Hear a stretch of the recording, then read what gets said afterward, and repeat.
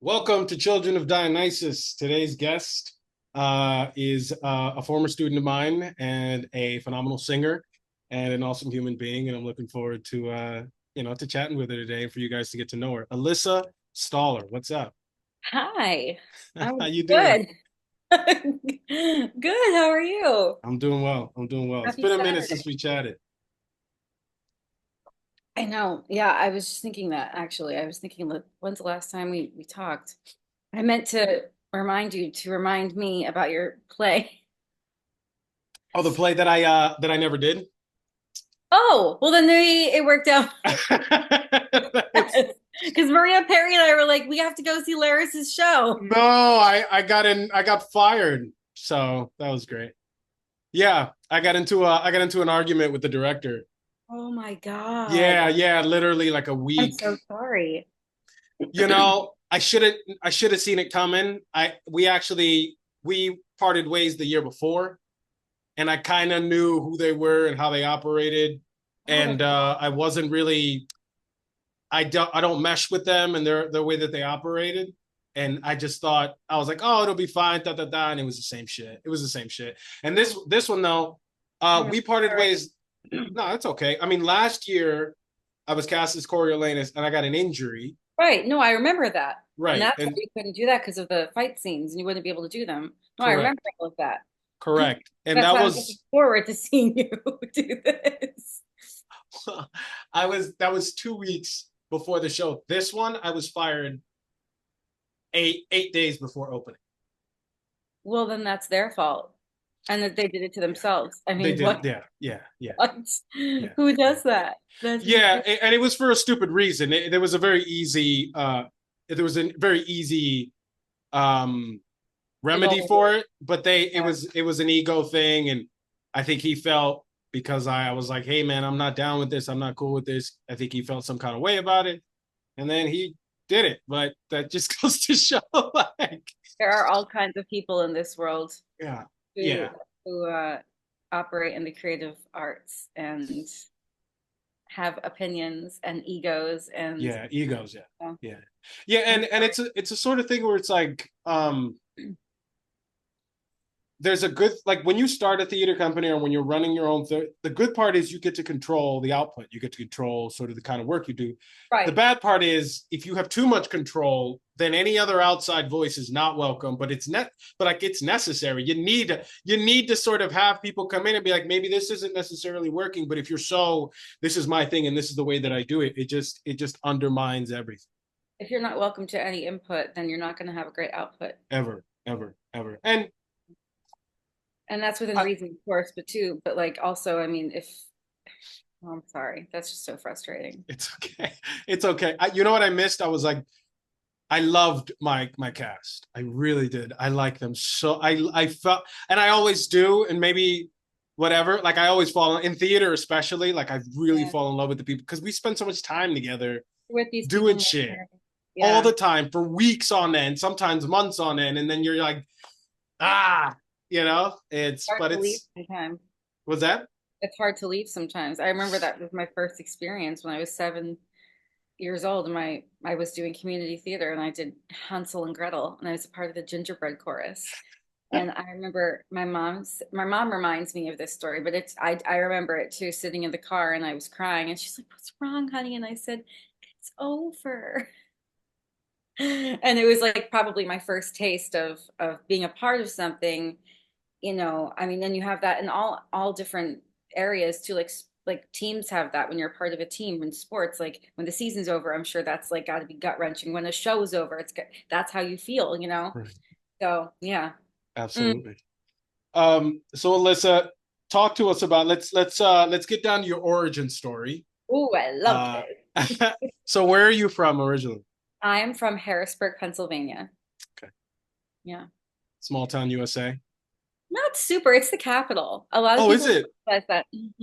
Right. People are like, oh, it's Philly. It's not Philly. They have the Liberty Bell. We have the Capitol. Oh, sorry. I think I just, oh, that's a piece of glass. I had a pill bottle that smashed and broke, and I thought I got all of the shards of glass, and I just found one. Oh Oh, wow. no, we're good. Um, We can edit that out in post, right? Yes. No, so yeah, I was born and raised in Harrisburg, PA, Hmm. and um, yeah, just always, always loved the arts, always loved singing. There's this story that it's just part of what I tell people, but it's the truth. There's no embellishment in it at all. So I was at my dad's office Christmas party. He worked for Xerox, Okay. and I apparently it was through his three, something like that, three or four. And I grabbed the microphone from Santa and I started singing Christmas carols, like working the room apparently. And I was raised Jewish, but my mom converted from Italian Roman Catholicism to Judaism. So we were raised Jewish. We went to temple. My brother and I were bar bat mitzvah, but like we celebrated Christmas and Easter with my mom's family. So we kind of got like the best of both worlds. Like we didn't go to church or anything, but we got to enjoy the secular part of it all. And Christmas, gifts and the Vigilia, the Feast of the Seven Fishes. Anyway, all my dad's coworkers are like, Dave, aren't you Jewish? How does she know all these Christmas carols?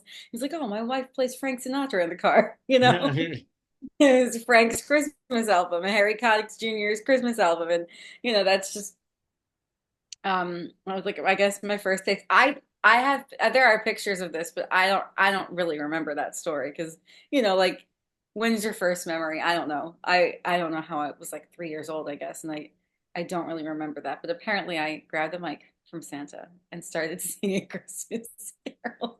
I would have conversations with mannequins. My mom said I could talk to anybody when I was a kid. And she like pushed me in the stroller. I would look up and I would start talking to the mannequins. So I was always quite a little social little girl. So did they start putting you in singing and acting lessons that young? Yeah, I think I was in voice lessons as early as 7. Yeah, that was definitely very much always a part of me, singing, being on stage. Uh, like I said, my first show was community theater doing Hansel and Gretel. I was a gingerbread cookie.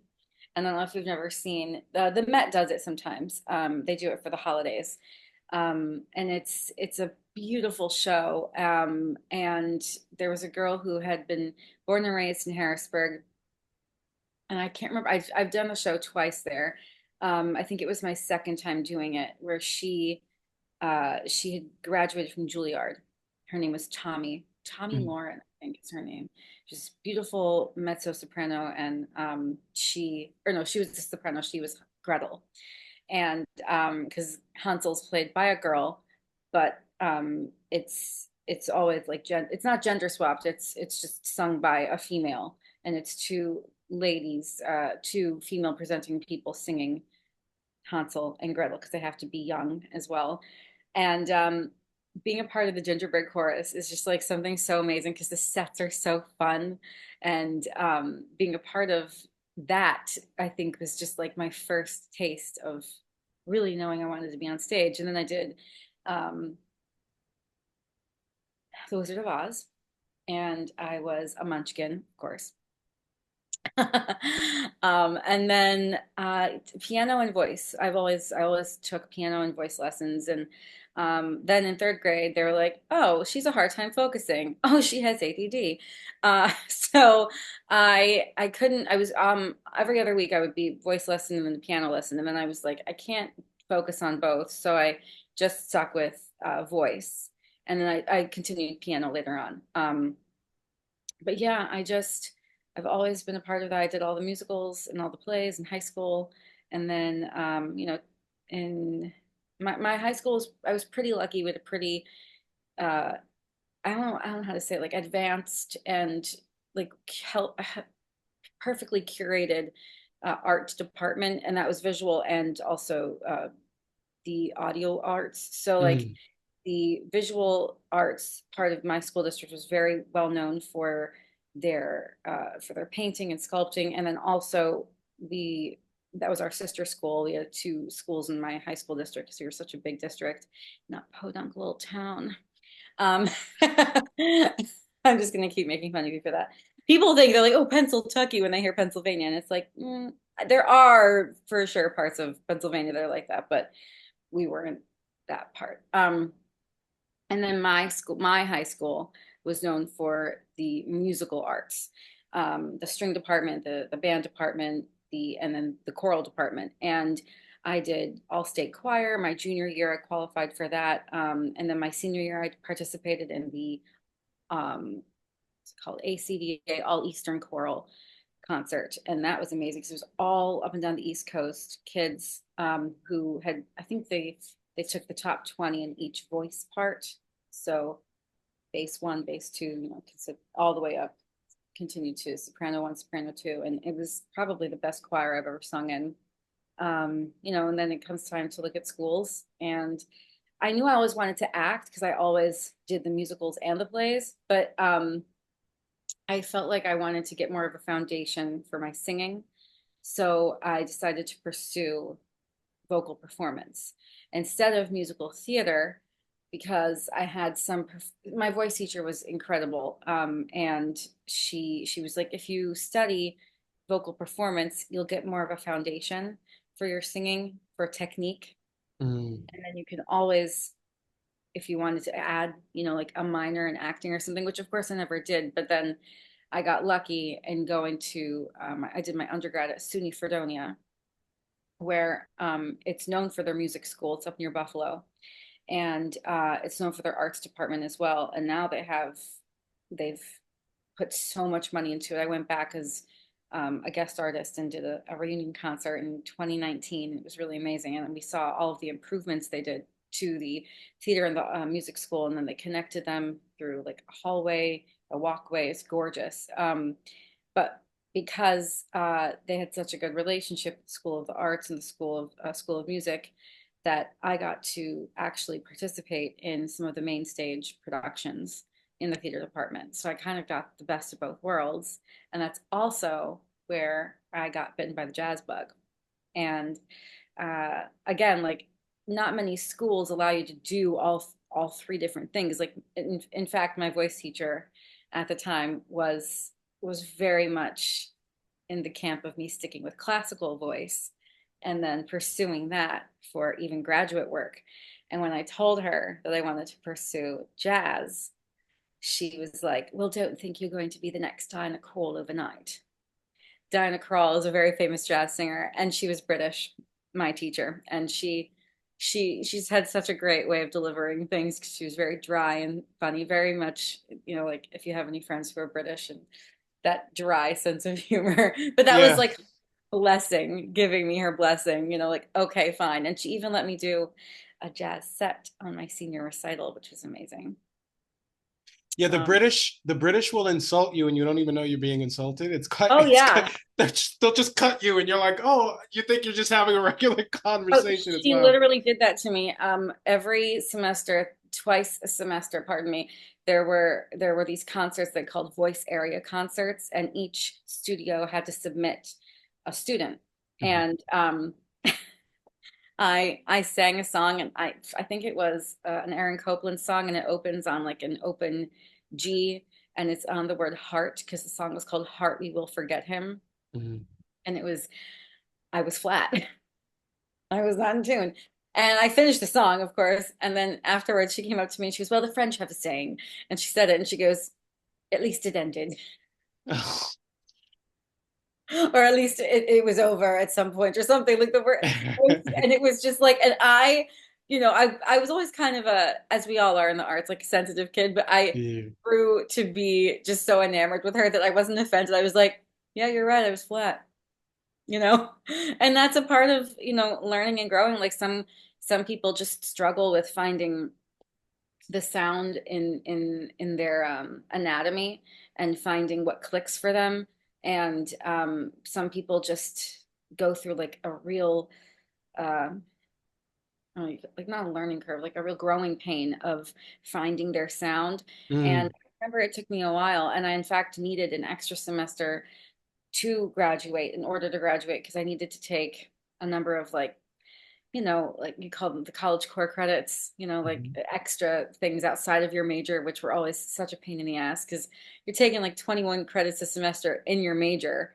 and then you've got to take like psychology and math and English, and you're like, how the hell am I going to fit all this in? So I needed an extra semester for those. I finished my music, but I was able to push my recital back a semester, and I did it my extra semester, which actually gave me more growth with my voice, and it Mm, aided me. And I was able to put on a much better recital than I probably would have if I'd rushed it.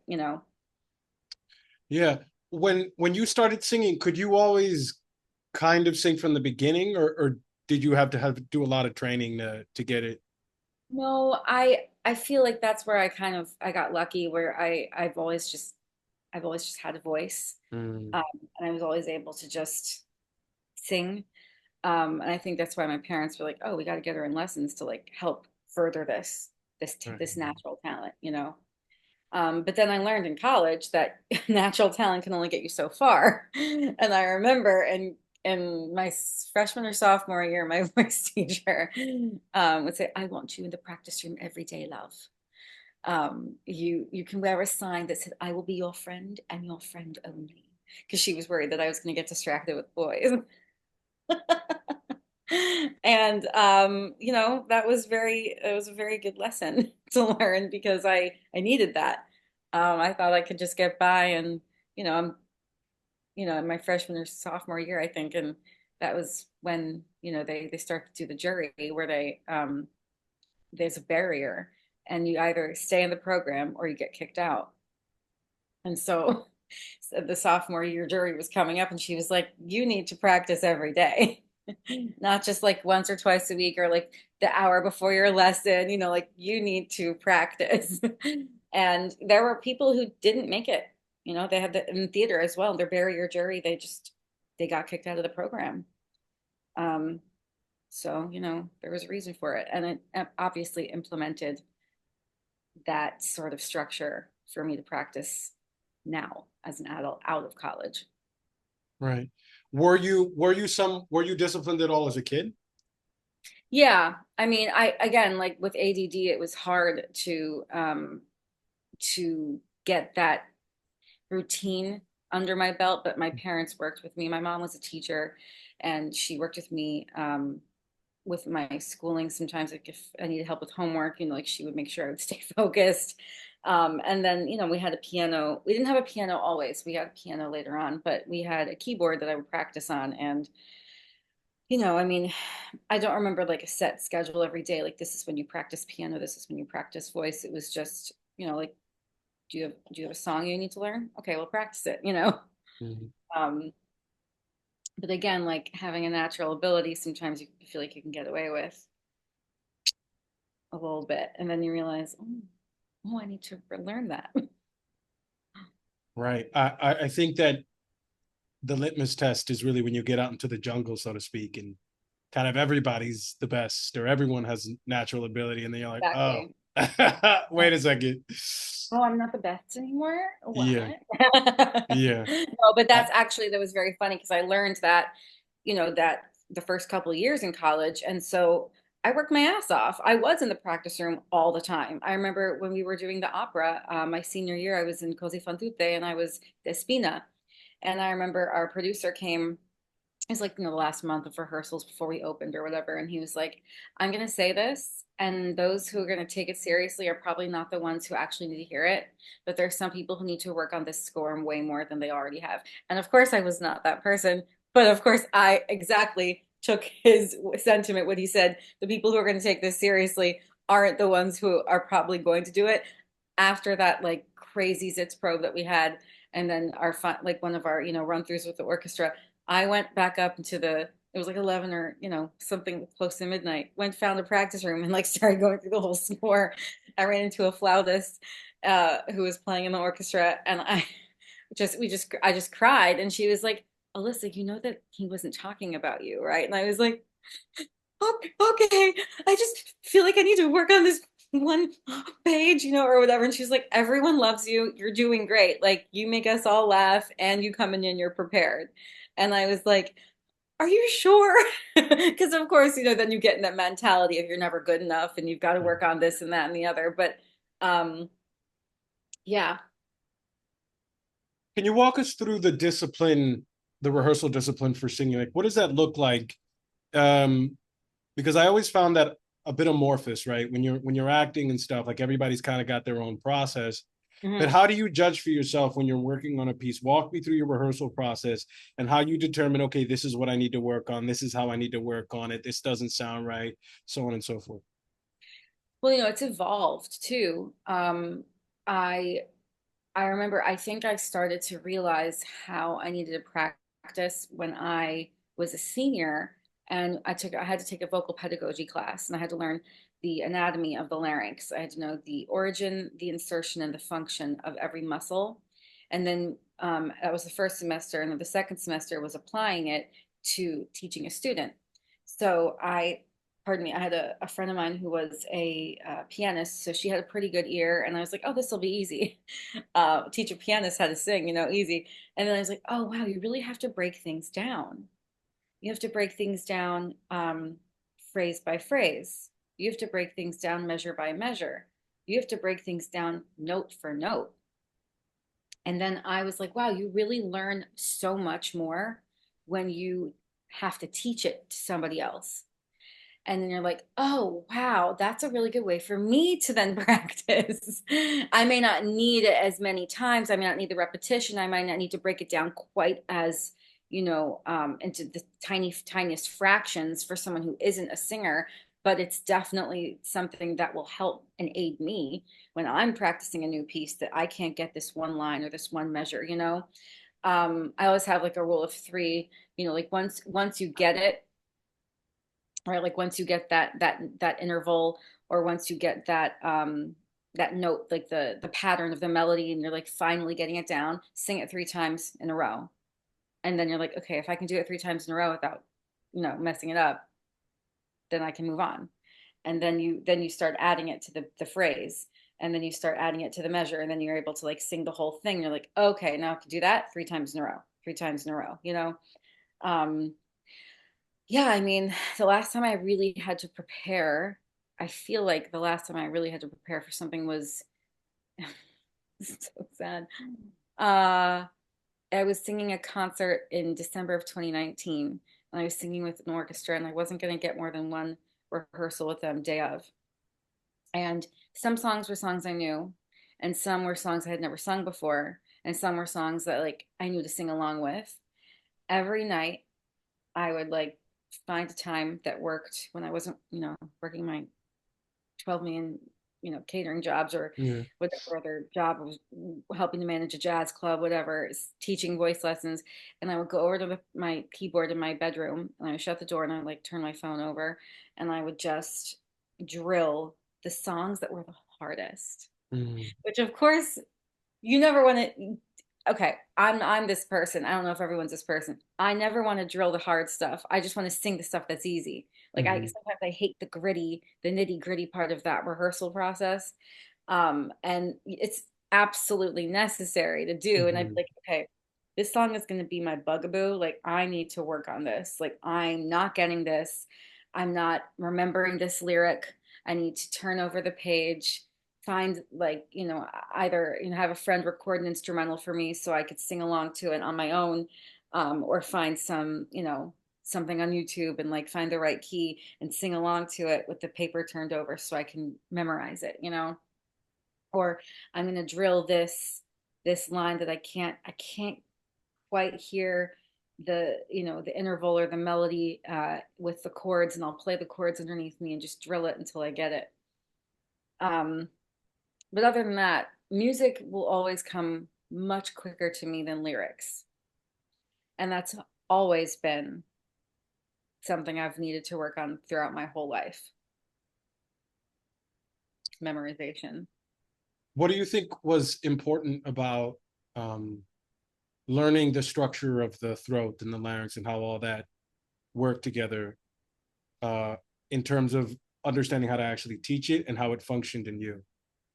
Well, I mean, you've been at that point, we were like probably 20 years old, 19, 20 years old, and we've just only known what we've known. Hmm. And we've gotten by on, whatever skill sets we've needed to learn to get up to that point, working with our own personal teacher. Some of them would talk technique with us. I had a very technique driven teacher, and I was very lucky for that. But until then, you don't know what the sternocleidomastoid is, and you're like, what is that? What does that do? And you don't realize like how tiny the vocal folds are. Mm, um, you don't realize like what a strong but also small muscle it is, mm, and how agile it can be, or how weak it could be, or how strong it could be. Everyone's anatomy is a little bit different. We had to build a 3D larynx wow. of the larynx, a 3D model of the larynx. I don't know what I just said, but yeah, it was insane. And I got it wrong the first time because I'm sure there are now with AI and 3D printers and stuff like that, but this was back in 2005, 4 or 5.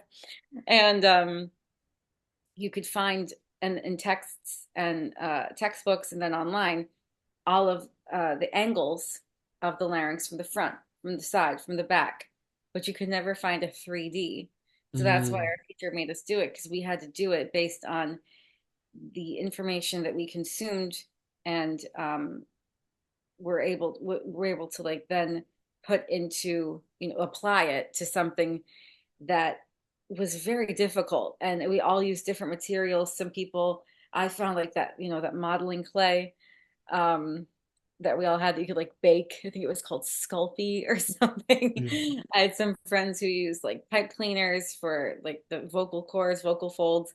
And mostly people used clay, different kinds of clay, but it was not easy to do and to figure out how to put this together based on our knowledge, and then just only like different angles of the larynx.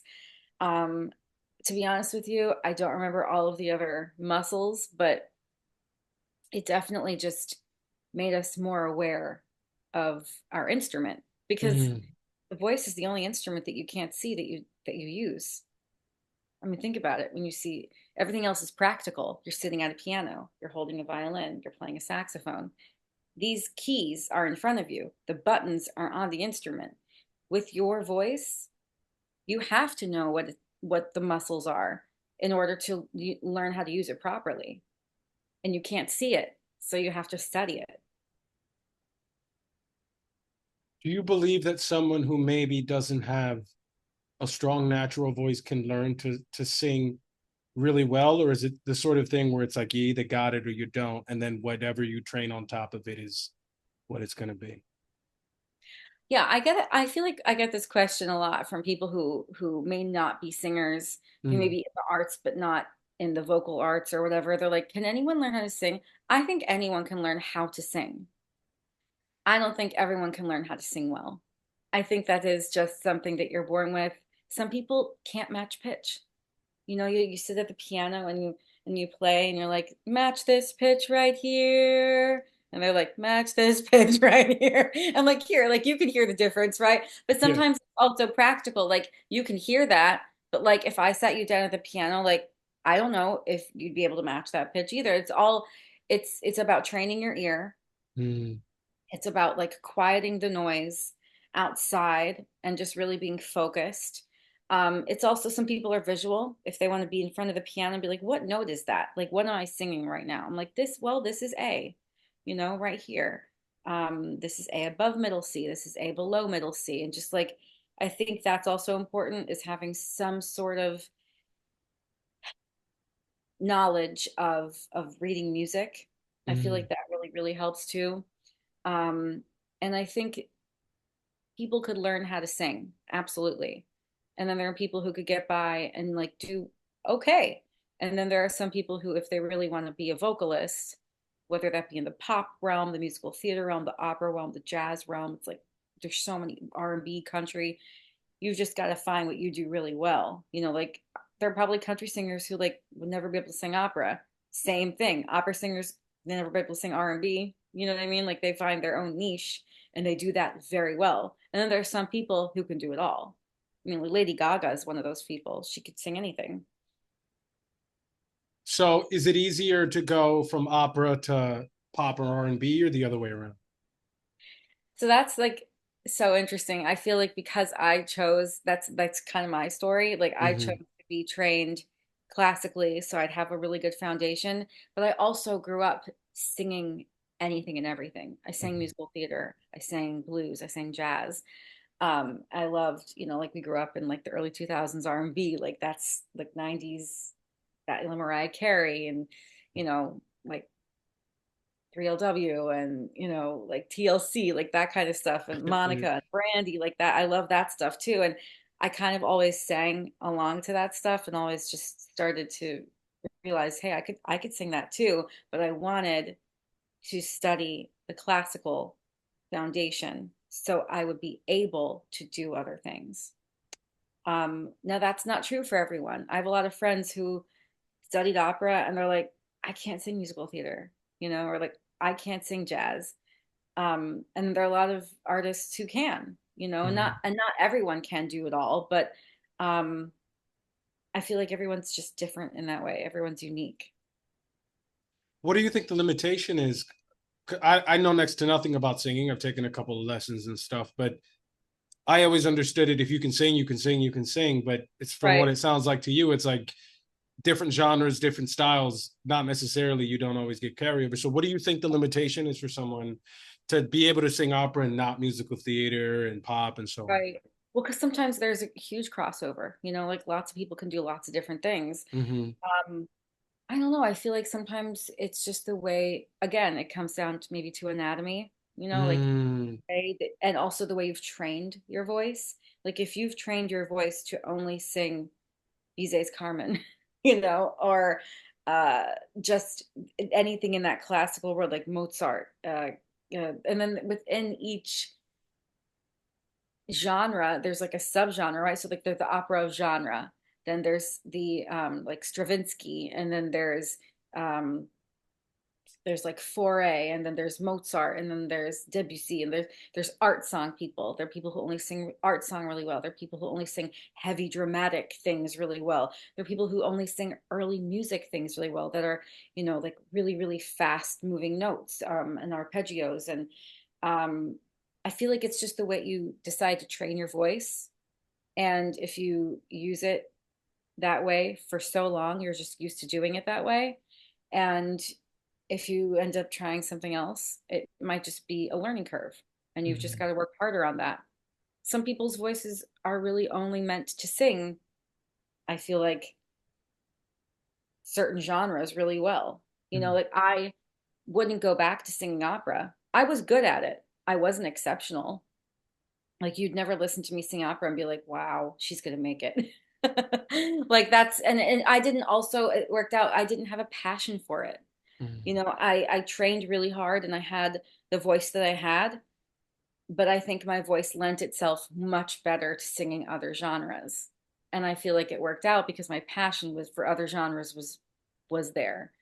And that's also what I've dedicated like the last, like 15 years or so singing jazz and blues. And that's what I love to sing. And I also do a lot of musical theater. So I feel like it's so many different ways to just I hope to answer that question. I don't know if I really did. There are lots of moving No, to it.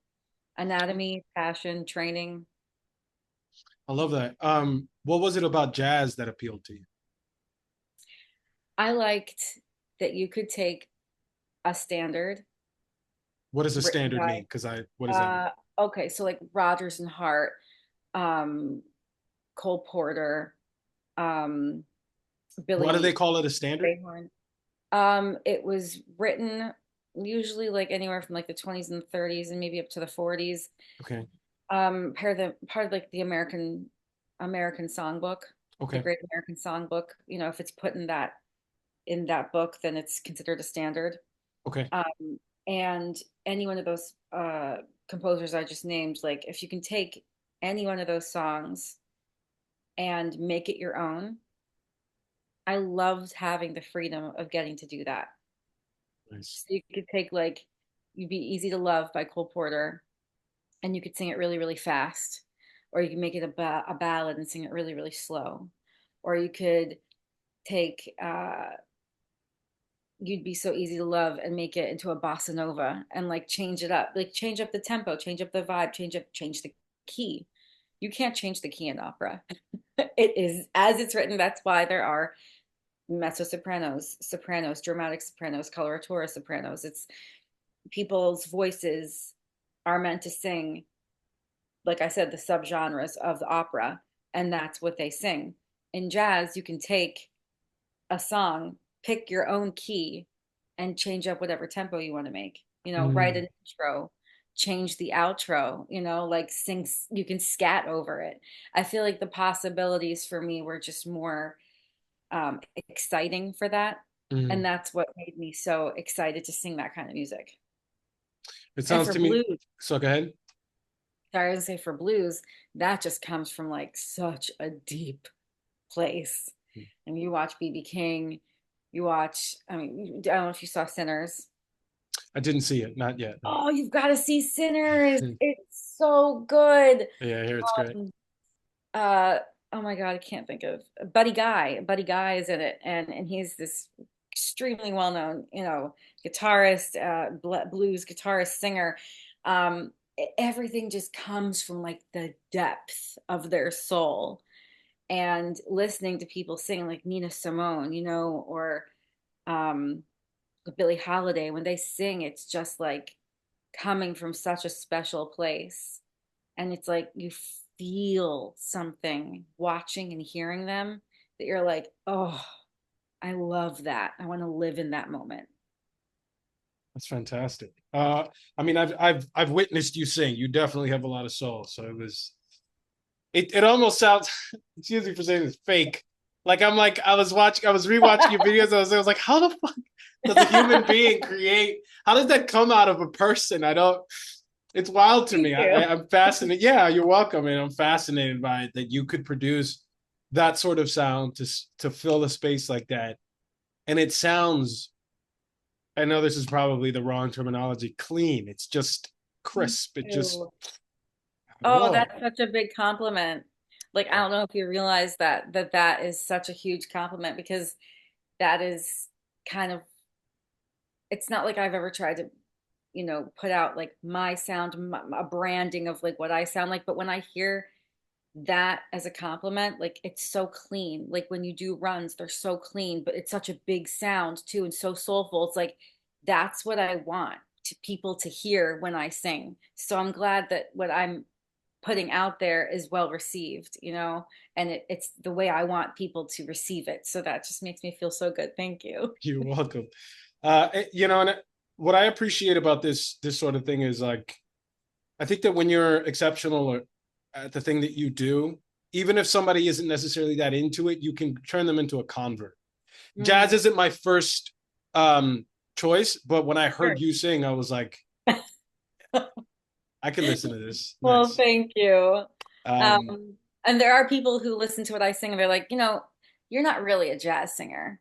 And I don't take that as like a diss or anything, but there's some people who like eat, sleep, and breathe jazz. What mm, I do to them isn't jazz. Like they're more pure about it. Whereas like gotcha. I add a little bit more soulful, bluesy qualities to all of the jazz that I sing. So that's just kind of my thing that I do. But some people are just such purists that are like they're singing jazz, or they take the music written when they wrote it, when the composers wrote it, and sing it Mm, just like back then. And that's more their style, and that's like their, traditional trad jazz sort of thing. mm. Again, there's so many different genres and subgenres of all of these things that I've been talking about. So, but thank you. You're welcome. Talk to me a little bit about your acting. When did you start to really decide to take it seriously and pursue it? You know, Yeah. decide to do it. Um, when I was in grad school, there was a professor who was running a program, excuse me, and there was no musical theater major at Manhattan School of Music Mhm. where I did my master's. There was just a program run by someone who, her name is Carolyn Marlowe, and she was in the first two national tours of oh my gosh, Sweeney Todd and Into the Woods. Mhm. And so she'd been around for a while and she knew her stuff. And she was someone who was just able to create this program where you could be in one class and have a, a concert or recital at the end of the semester, and then there are people who are part of both the fall and the spring, and at the end there was like a showcase. Okay. And everyone had to audition to get in, and my teachers at the time, my jazz professors, weren't super thrilled that I was doing it, but at the time I needed more of an outlet because there weren't as many opportunities to perform in the jazz program at the time, and I think since they've changed it. Hmm. But I had an amazing professor as my teacher. Peter Eldridge was my voice teacher, and Kate McGarry, and they were phenomenal, and I loved studying with them. But I needed to kind of feed my musical theater soul too. And they're like, as long as it doesn't interfere with your jazz, then sure, do it. And I was the only jazz major in the program. Everyone else was a classical voice major. And when I was done at the concert, my parents came up to me and she's like, I hope you decide to give musical theater a go because you're a good kid, you know. And I was like, thanks, Carolyn. And she was very straight shooter. If she didn't like what you were doing, she was like, what the fuck is going on? Like legit in class, there was a girl who was not getting it, and she's like, what's happening? um, and if you were good, she'd be like, okay, nice. She was very seldom would she give you praise, you know. Hmm. Anyway, I started auditioning after grad school, and I was trying to juggle like booking jazz gigs and also going on musical theater auditions. And the theater world is so crazy, and like if you don't grow up going to auditions or like go up studying musical theater and like them prepping you with what it's going to be like, it's just school of life. You learn as you go. Hmm. But I had a friend who was like, let's just go on auditions together, our second year, second half of our second year. We're like, okay, let's do it. And you just learned, the ins and outs of the musical theater world here in New York City, which is nuts. And starting off non-union is absolutely insane. At the time, you were either non-union or you had equity membership points, or you were just a part of the union. And I never ever gained points. I was always just non-union. And then I auditioned for an off-Broadway play, and I had a non-union tour on my record, my resume. I'm like, starts with an R.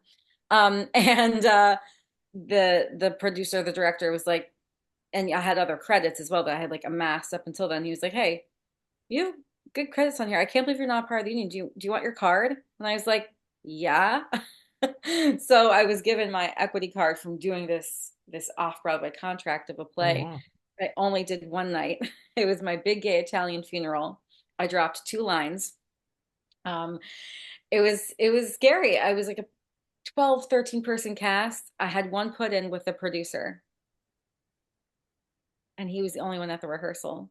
I had to like imagine, okay, now you go downstage, and he's on your right, and then she's on your left, and then you look into the casket and you say this, but you look over here. I mean, it was the craziest put in ever. I mean, usually at put-ins, you have other cast members there, no one Mm. else there, and I was just with the producer running the lines, and I had only seen the show the first time the week before. My first time doing it was doing it on stage for people who Oh paid wow. to be in the theater. And I remember the producer, came up to me afterwards and he had a look on his face. And I said, yeah, I know I dropped those two lines. He goes, well, you won't let that happen again, right? And I was like, right. He's like, well, you know what to do next time, right? And I was like, yep. And so I always just was like, I'm going to just consider musical theater as my second career of pursuing. And then the pandemic happened. And I, like every other performer, was hit with this wall of just not being able to do anything. Yeah. And we feed off of being in front of people to do what we love because that's just part of being in the live arts. Right. And I had never really considered TV or film. And I was told, yeah, there's a place for you in that world. And I was like, I don't know if it's like really something I'd like to pursue though. I don't think I'd like to do that. And I did background work just to like see what it was like Hmm. on on the other side of that world because I had never ever ventured into it. And I was like, wow, it's crazy what goes into putting a shot up. And then once you get the shot, you got to get the other side. You've got to get the all the angles and like Mm. what that's like, setting up for the other perspective. And then just, oh my God, the long days on set, I was like, wow, this is crazy. And it didn't even sell me then. I was like, this is really cool. And I think that would be really fun to be in a show. Hmm. But I don't know. I don't know why musical theater just kept calling me and jazz kept calling me. But I had a friend who I worked with at one of my catering companies, and he was like, hey, I think you should take my on camera class. And I was like, nah, I don't think so. And he kept hounding me. And of course, the whole, you know, when I had the time, I didn't have the money. And when I had the money, I didn't have the time sort of thing would always happen. And then during the pandemic, he drastically dropped his prices because he was like, I want people to still have a community. And I know we're all hurting before we started getting, like the stimulus checks and stuff. And so I Mm. was like, okay, all right. Like, what have I got to lose? I literally need an outlet. I need some creative outlet. So I started taking his class and I was like, oh, wow. First of all, it's so different, right? With theater acting versus TV film. Hmm. I feel like just to say make it smaller is such a horrible way to describe it. That's not true at all. Right. It is smaller, but it's not more smaller. It's subtle, and that's different. And Mm. then the reacting is different, and like that's just a whole other conversation. But I fell in love with it, and I was like, wow, I could see myself doing this. Like I really love this work. When I Mm. stayed in the class for 2.5, some nearly 3 years, I think. And then I was like, I need a break. I also needed to make some more money.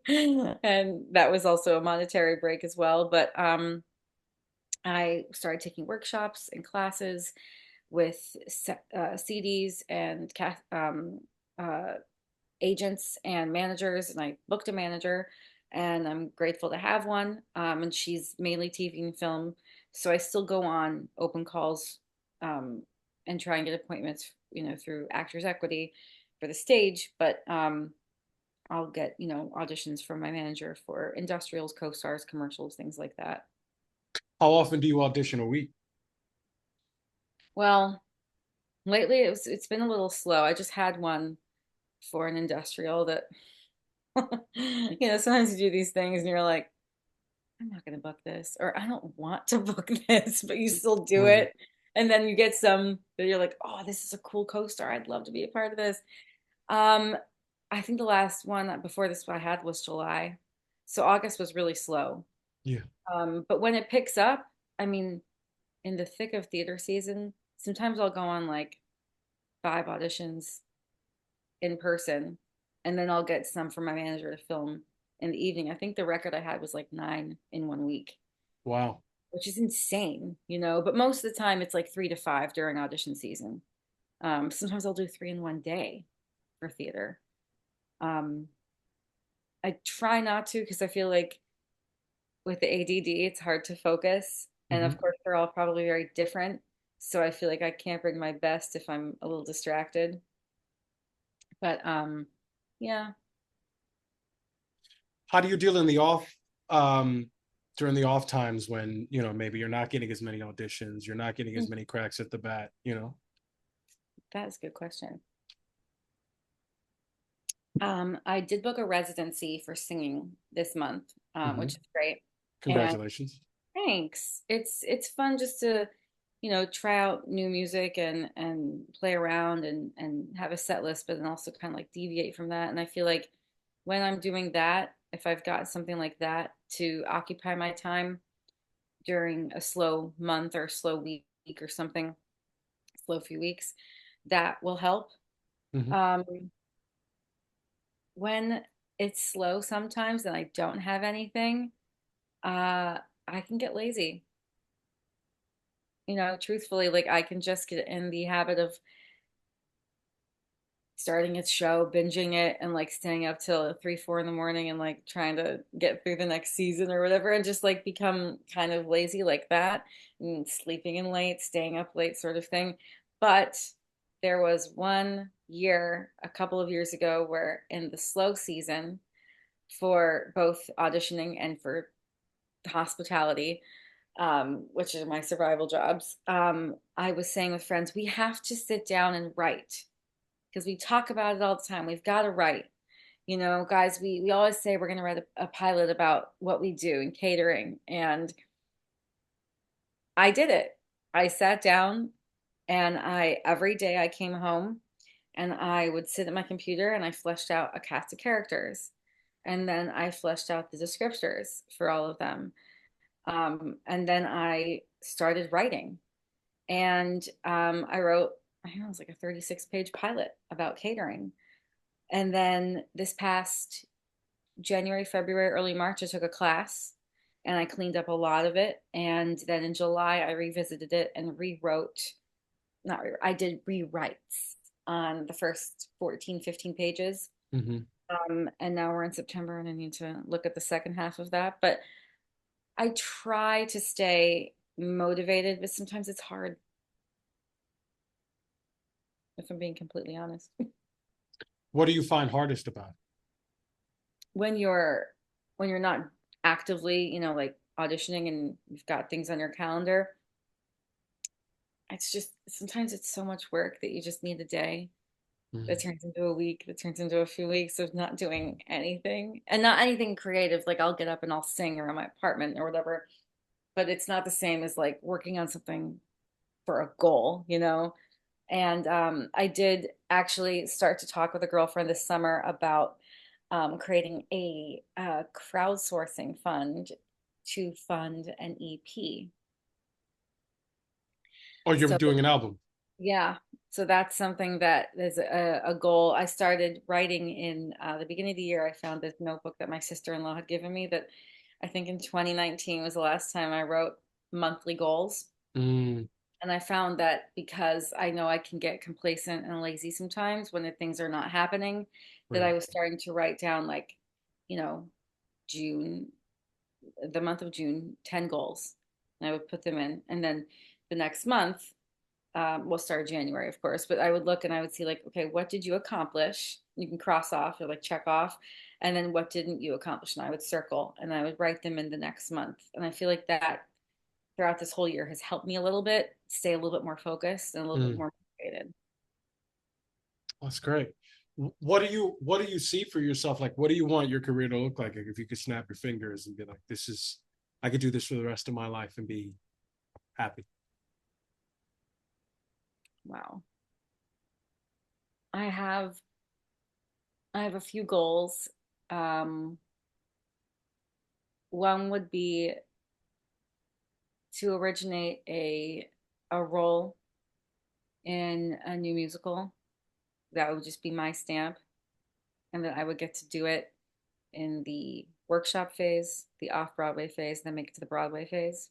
Mm, Um, I would love to have club dates, standing club dates at some really swanky clubs here in the city, singing whatever I wanted with whoever I wanted, because I'm really, really lucky to know some incredible musicians who like playing with me, and that's such a great honor.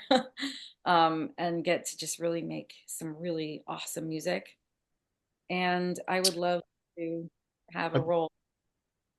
I'm sorry. Are there any clubs specifically?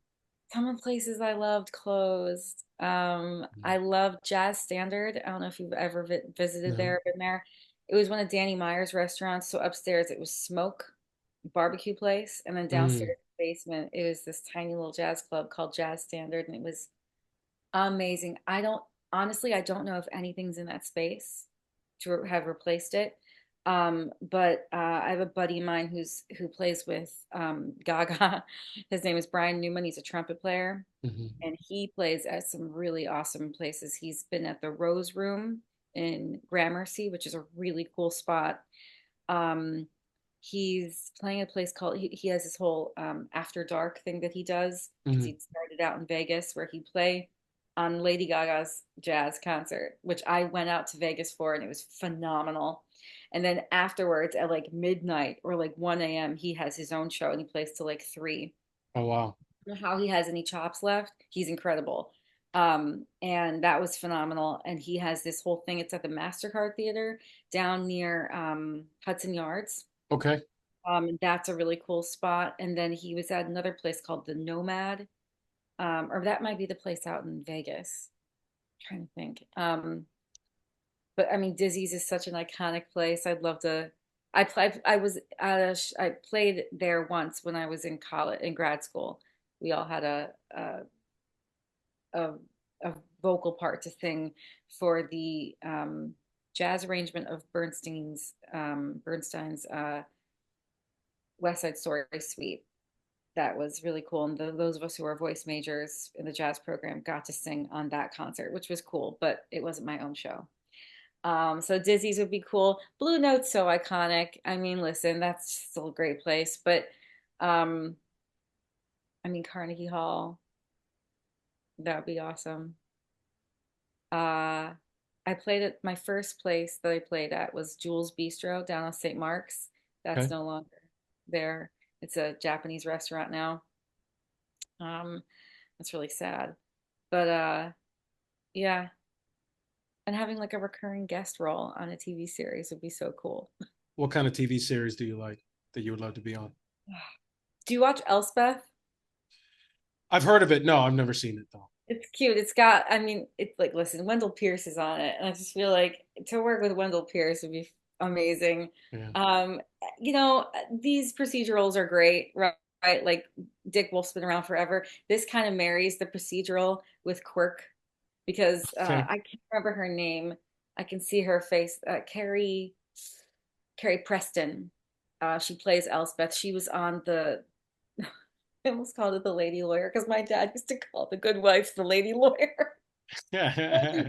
The Good Wife, which was a drama. Yeah. It's Julian Marley's, we all know that show. But then this is her spinoff, and she was a quirky investigator. She was a lawyer who was an investigator, and so I Mm, think it kind of brings procedural element to it, but with the quirk.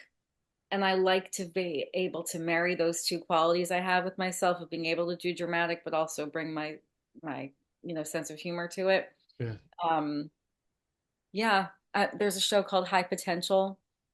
Um, it's filmed out in LA. I mean, very few things are anymore, but I think that is still filmed out there. Daniel Sunjata's in it, and then from It's Always Sunny. Oh my God, blonde. Oh my God, I can't think of. The woman? Yeah, I can't remember her name right now. she's not related to the Olsons, but her last name is Olson. Okay. She's married to The other guy in the cast. yes, I Right. cannot think of her first name.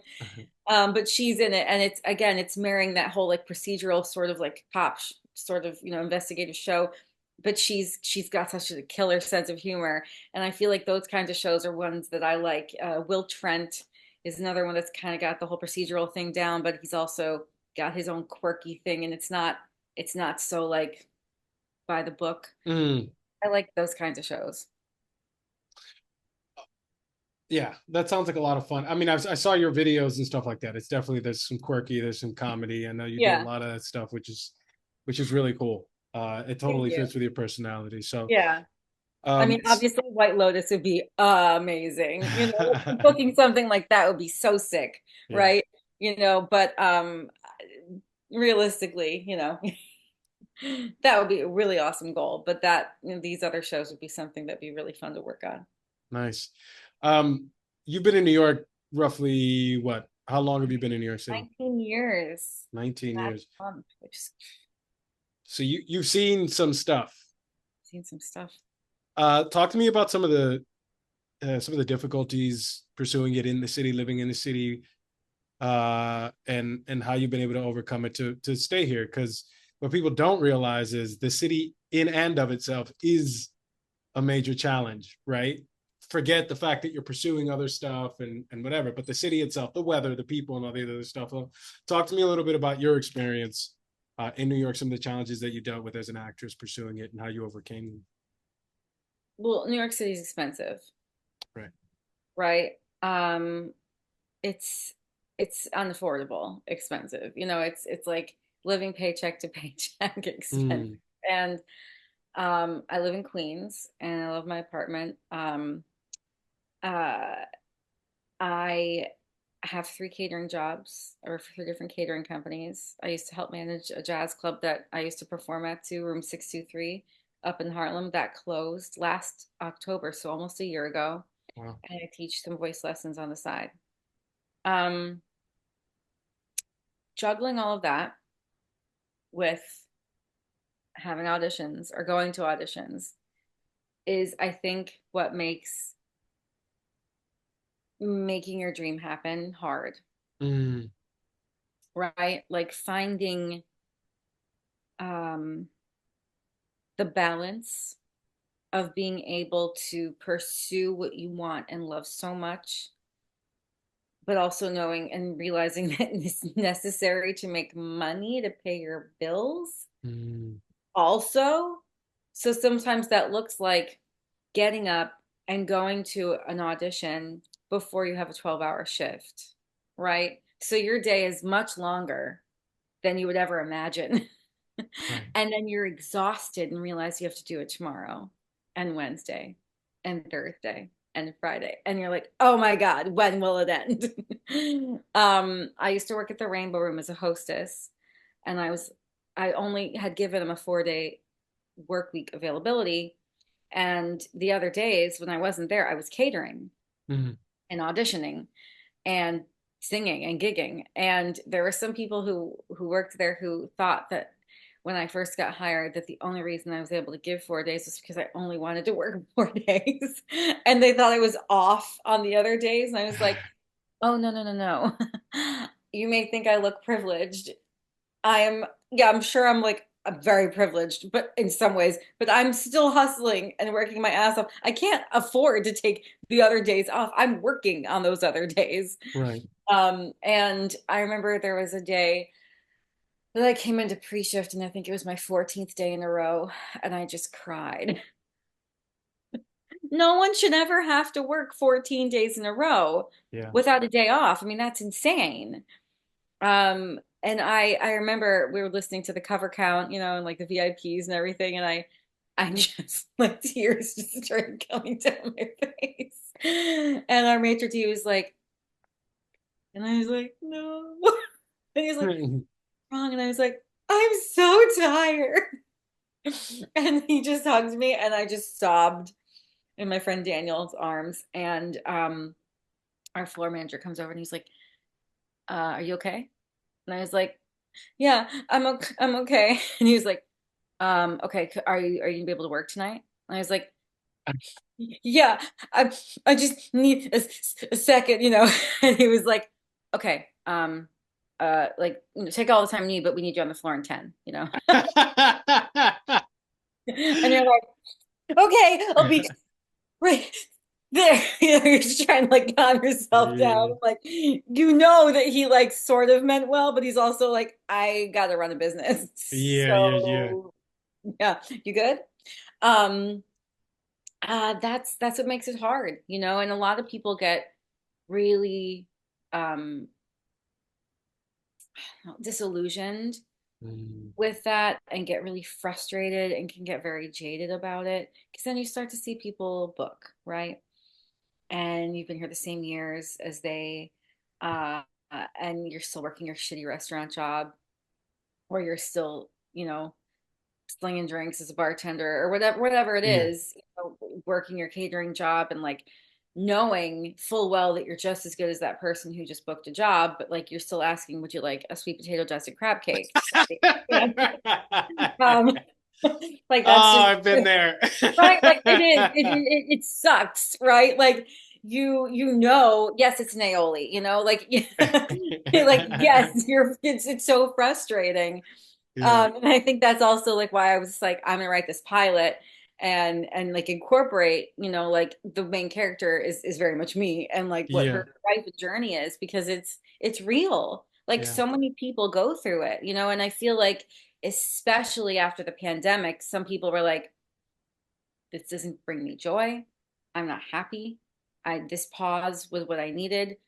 I'm gonna go into corporate, or I'm gonna go into Mm, healthcare. I'm gonna go into mental health care. A lot of my friends chose to become a therapist or a social worker, or go get their psychology degree, or their get licensed degree, you know, to become a social worker. I mean, I can count on one hand how many of my friends transitioned.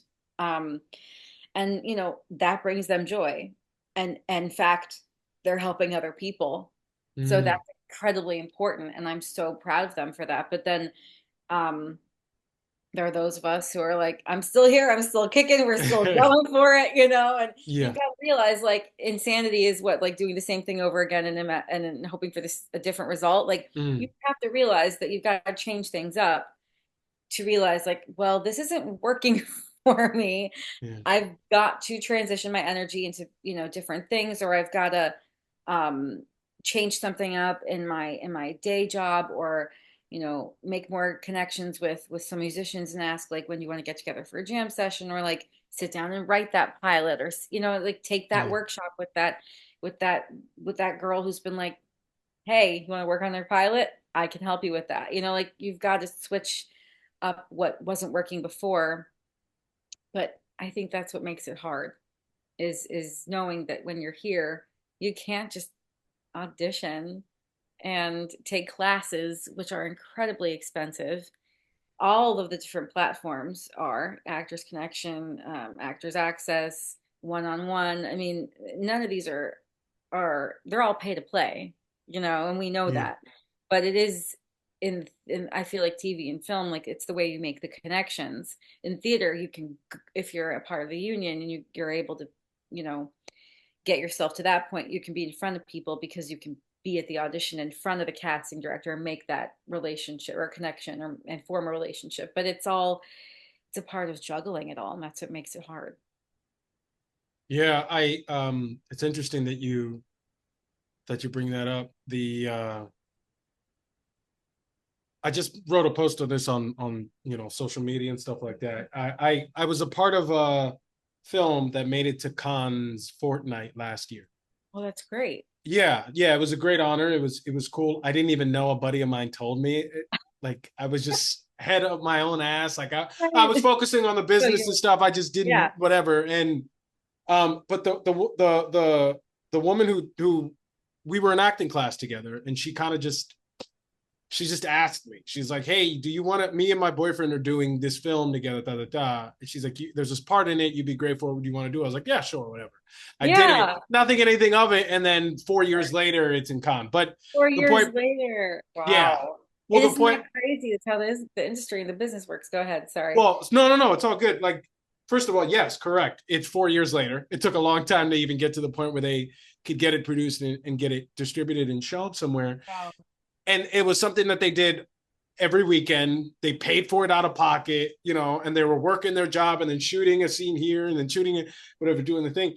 And it made it to Cannes. They all flew over there. They had the thing. They got signed by UTA. Like, it was Oh fantastic. my Yeah, it God. was it was great and well deserved. Like, Congratulations. yeah, and they hardly had any credits between them, but it was such a good movie. It was such a, Oh, they were so good that clearly they saw it. It was great.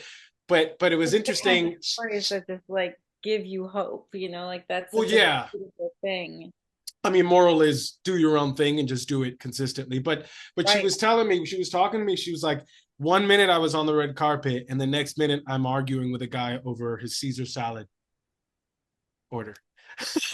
Like, she's like, legitimate. She's like, I was a con, signed by so and so, and literally the next day I was arguing with some guy. I was like, fuck. You know what I mean? Like, but I've heard that story so many Yeah. times, Oh, so it's many times, so many times. And so to your point, it's like, even when you make it, you're still, there's another buddy of mine who he's been on 25 television shows. 25. And he still has to go, like, he's like right on the cusp of breaking over, but like he still has to go bartend, work in the whatever. So it's like, You know, and I always had, there was this fallacy. I thought when I first started, I was like, once I make it, this is it. Like it's We all done. did. And right. And then the reality Everybody is thinks like, that. Yeah. right. But the reality is like, it might take a couple of this is it's Yeah. to really break over.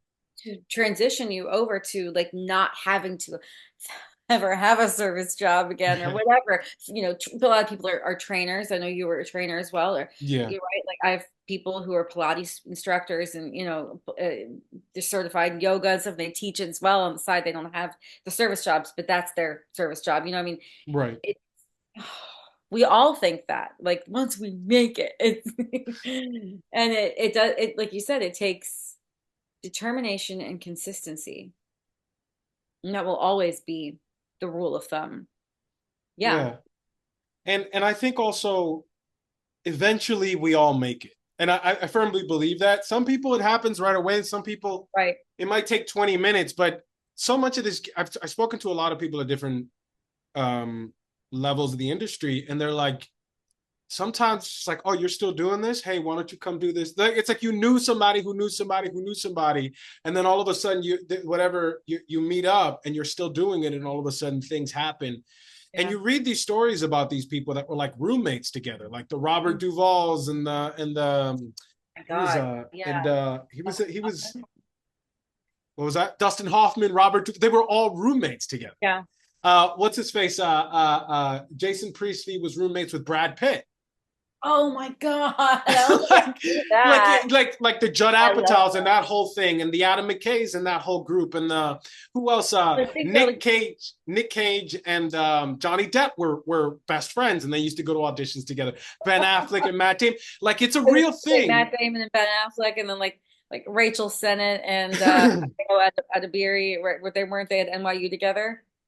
Yeah, probably. I mean, yeah, You like know, it's just like they were yeah, all coming up at the same time. Adina Menzel and well, they were married. they Who's did. the Tay Diggs, right? Like they were all sort of Yeah, hanging they did out. Rent together. They Yeah, did Rent together, but it's right. like if you just keep doing it, Yeah. eventually it's gonna Mindy, break. Mindy Kaling. Right. Darren Chris wrote the Harry Potter uh it was like a farce on Harry Potter, a musical, you know, like that helped kind of bring him to light when they were looking for people for Glee, you Oh, I know, didn't and know that. he's on Glee now. He's on, you know, maybe Happy Ending, or he won the Tony, right, for maybe Happy Ending. I mean, it's just like insane. Like Yeah. these the career trajectory of people's origin stories and Right. like learning about all this. Like I know, but like just like what you said, you know, I remember dating a guy in my early 20s and he was working at Dave and Buster's, and he said, my coworker just got back from walking in Paris Fashion Week and he has to work his shift at Dave and Buster's. Like what the fuck? He walked in Paris Fashion Week. I'm sure this guy's like either got an amazing look, totally jacked, just gorgeous, tall, whatever. And now he's serving someone Caesar salad. Like, what is this career? It's You know, wild. it's nuts. Yeah. It's wild. And it's also, I don't know about you, but it's also cool as shit. Like it's Yeah, we have these insane stories. We do all this I rad, know. weird stuff, and you're just like, what do you do for a Yeah. living? Like, It's what? so weird when you have to explain it too. I feel like I call them muggles because, for lack of a better word, you know, Where's like that from? Muggles. That sounds familiar. Harry Potter, Okay. people who aren't, you know, sorcerers or witches or whatever. Okay. And but it is, I mean, it's true. Like when you meet like people, if you go out with a bunch of like theater people or you know, actors or musicians and you meet their significant others, and you go, oh, what do you do? And like, oh, I work in accounting. I was like, oh, wow, you're a muggle. Like, Mhm. that is so cool. Like, tell me about that. Like, I find that fascinating, you know? And they're like, um, I just sit behind a desk and work with numbers from like, you know, 9:30 to 5:30. What you do is really cool, you know? And it is, we like, I don't want to say we don't take it for granted. I don't feel like those of us who really love it do take it for granted. Like that doesn't happen. But sometimes you're in such the grind or you're in such the hustle mode that Mm. you do it and you're like, this is what I have to do. This is what I'm doing. To anyone else, it's bonkers. Yeah, It's it's insane. insane. It's like what? Like my first 3 weeks here, I had two friends of mine when I was in grad school. They're like, we're going to go down to the Apollo, Alyssa, and audition. You want to come with us? And I was like, sure. I got on the show.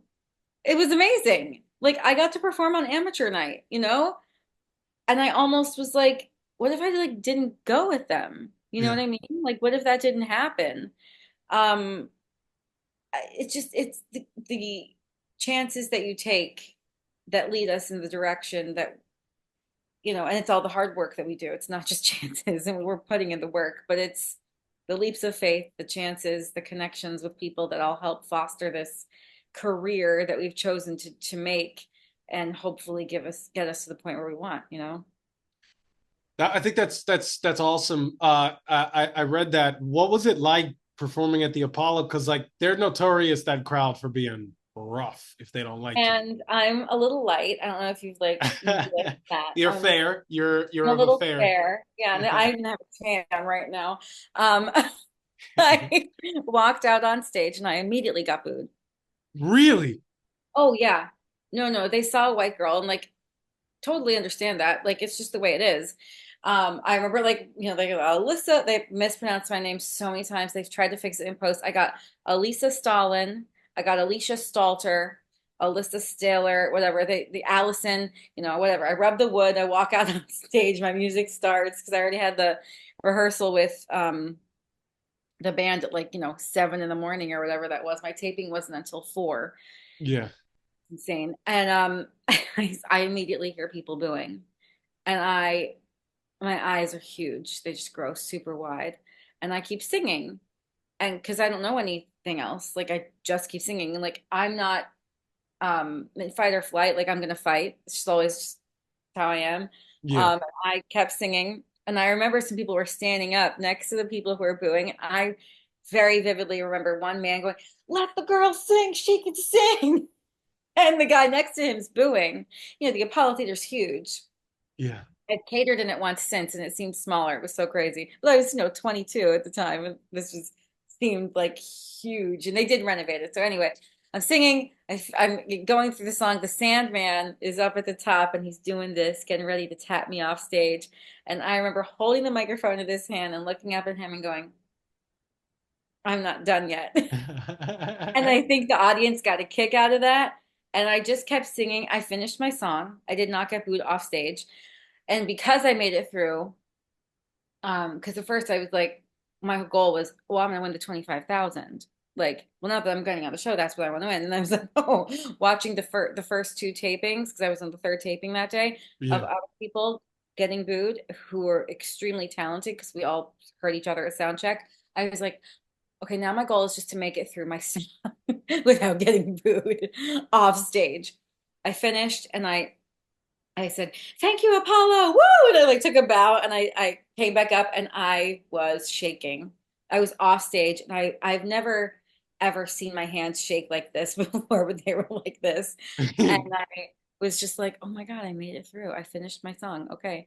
And I think, like the applause meter or whatever, I got like third place or whatever. Mm. But it was the most so I didn't win anything, but I just like made it through, which was a big goal at the time. I think that was, I literally just told a cab driver this the other day, the most exhilarating and the most terrifying experience of my life. Well, maybe not completely performing wise. That was crazy. So what is the So, Sandman? Remind me what oh, so that. there's this guy who they call the Sandman. I don't know who he currently is right now, but he's very famous. He's a character. I'm sure they change, throughout the years. They have to. He wears tap shoes, and he's like up a little ladder, like stage left, and he sits on this little precipice, and if he hears the booing loud enough, he comes down the ladder, and he either takes a big hook and gets you off the stage, or he taps you off stage. Gee, that's For reference, Lauren Hill got booed off stage. oh, give me a break. Right. Like Lauren Hill. Crazy. Wow. That was my That goal, was like, no, no, no. I'm still singing. to let me finish, you know. I think he must have gotten a kick out of it, and so did the part of the audience. Some part of the audience probably did, but I'm sure there were still some people who were booing. But it was an experience that I will never forget, and such a formidable experience. Because like, how many people can say that? You know, it was a crazy turn of events. I love that. You said yes, and then somehow you got on, and Yeah, then you did. So when your friend invited you, right? Was it like it was an open call. oh, so what, you just stand, how long was the line like to get seen? It was crazy. And we went and we were sitting in the house, and I think everybody was just given a number. Like if like cruise ship auditions do stuff like that, you know, like and you have to pin Mm. it yourself, and you could like stand in a row. And for certain I was the only white person in there also. And I remember being in the bathroom because it was hours later when I got there, from when I got to sing, and I was like, oh, they're going to the bathroom and like, you know, make sure these vocal cords still work. And I was in the bathroom and I was like belting out some notes and stuff. And I came out and this lady was going, okay, you got this. You know, and I was like, thank you. But I remember standing in a line and, you know, like number 449, like, come on up, you know, and it was a cappella. And I started singing at last because that's kind of like my go-to. And they're like, oh, okay, sing something else. And it was 2007. You know, Alicia Keys was super hot, and I started singing Fallen. Okay, okay, we like your voice. Keep singing. What else do you have? These producers are saying. And I was like, I sing jazz. And they're like, hey, sing jazz standards. So I started singing a jazz standard. And it was from the show Brigadoon, and it was called Almost Like Being in Love, but it was the swing version. And they're like, okay, great. And then at the end, they're like, come forward. Okay, you're going to be on the taping. We're taping this Sunday. You have to be here at 7 a.m. Your taping's at 4 p.m. What? Like, what? Everyone else had someone with them. I was by myself. I didn't even have like a duffel because I like just moved to the city, and I think I had like a purse, you know, a few purses with me, but I didn't have. I was like, well, I'm gonna need a bag to put stuff in, you know, like my dress, my shoes, my waters, whatever, stuff like that. I went to Bloomingdale's and I got a cute little sport sack duffel. And excuse me, I may have thrown in Snuffy, Snuffleupagus. He was he's my stuffed animal I've had since I was 3, and he was in my bag like my good luck charm. And I Mm. had waters and granola bars with me, and there were other people whose parents were there with them or their significant others, and I was by myself, and like you weren't allowed to leave either. Once you were in the building, they didn't allow you to leave, and so I was like there all day, you know, and people's significant others were going out and getting them food and bringing it back, and I was like, that smells so good. Here I am eating like my granola bar.